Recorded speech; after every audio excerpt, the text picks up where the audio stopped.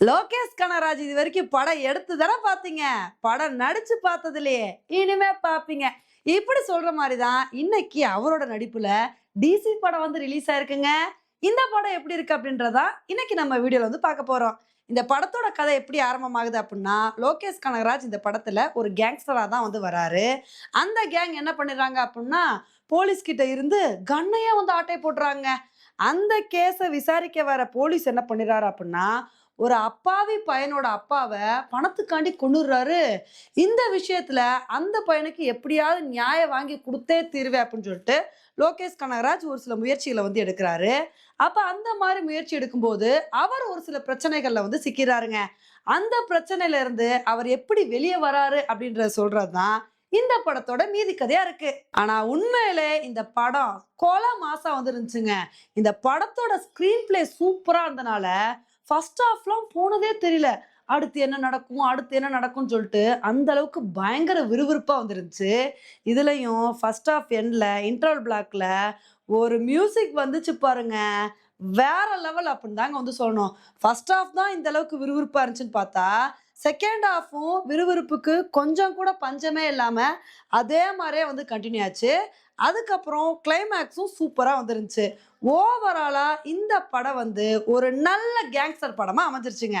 இந்த படத்துக்கு மிகப்பெரிய பாசிட்டிவா அமைஞ்சிருக்க விஷயம் என்ன அப்படின்னா, நம்ம லோகேஷ் கனகராஜ் அவர்களோட ஆக்டிங் தாங்க. மனுஷன் வந்து இந்த படத்துல மிரட்டி விட்டாரு.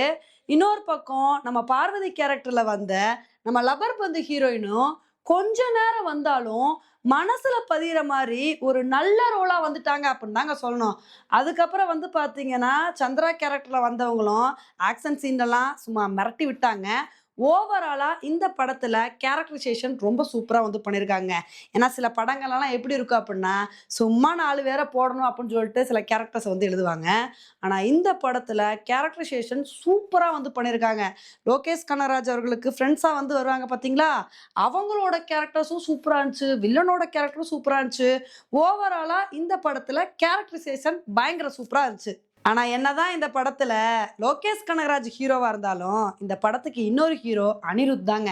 ஏன்னா மனுஷன் மியூசிக்ல வந்து தெறிக்கி விட்டாரு. அதுவும் பிஜிஎம்லலாம் நம்மள பயங்கரமா கட்டி போட்டாரு அப்படின்னு தான் வந்து சொல்லணும். அவரோட மியூசிக்னால தான் இந்த படம் வந்து இந்த அளவுக்கு வந்து விறுவிறுப்பா வந்துருந்துச்சு. ஓவராலா இந்த படத்த பத்தி சொல்லணும் அப்படின்னா, இது ஒரு சூப்பரான கேங்ஸ்டர் மூவி தான். ஆனா என்னதான் இது ஒரு கேங்ஸ்டர் மூவியா இருந்தாலுமே கூட, இதுல அங்கங்க லவ் போர்ஷன்ஸும் வரனால, அதுவும் இந்த படத்துக்கு ஒரு பெரிய பாசிட்டிவா வந்து அமைஞ்சிருக்கு. என்னங்க இந்த படத்த பத்தி இவ்ளோ பாசிட்டிவிட்டி சொல்றீங்க? இந்த படத்துக்கு நெகட்டிவே இல்லையான்னு கேட்டா, இந்த படத்துல வந்து ரத்தம் தெறிக்கிற மாரி சீன்ஸ் அதிகமா வந்து வருது. அந்த மாரி சீன்ஸ் பிடிக்காதவங்களுக்கு வேணா இந்த படம் வந்து பார்க்கறதுக்கு கஷ்டமா இருக்கலாம். ஆனா மத்தபடி ஆக்ஷன் சீன்ஸ் பிடிக்கிறவங்களுக்கு இந்த படம் ஒரு சூப்பரான படமா வந்திருக்குங்க. லோகேஷ் கனகராஜ் அவரோட ஃபர்ஸ்ட் படத்திலே மனுஷன் வந்து மிரட்டி விட்டுருக்காரு. இதே மாரி இன்னும் நெறைய படங்கள்ல அவர் நடிப்பாரு அப்படின்னு சொல்லிட்டு நம்ம எதிர்பார்க்கலாம். ஓகே ஃப்ரெண்ட்ஸ், இந்த ஒரு படத்த நீங்க ஆல்ரெடி பார்த்திருந்தீங்க அப்படின்னா, இந்த படம் எப்படி இருக்கு அப்படின்றத மறக்காம கமெண்ட் பண்ணுங்க. இதே மாரி இன்னொரு வீடியோல உங்கள வந்து மீட் பண்றேன். Bye friends.